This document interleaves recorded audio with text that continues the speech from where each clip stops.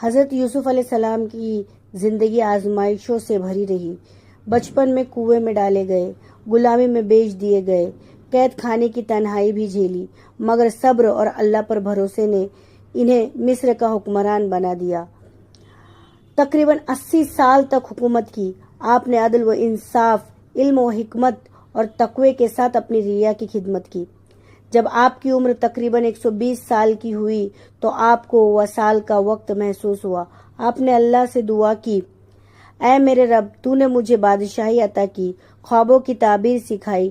اے آسمان اور زمین کے پیدا کرنے والے، تو ہی دنیا اور آخرت میں میرا مددگار ہے۔ مجھے اسلام پر موت دے اور نیک لوگوں میں شامل کر لے۔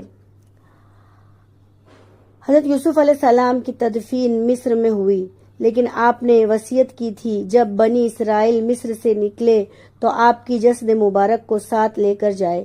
حضرت موسیٰ علیہ السلام کے زمانے میں آپ کا تابوت مصر سے نکالا گیا اور فلسطین میں مدفین کیا گیا۔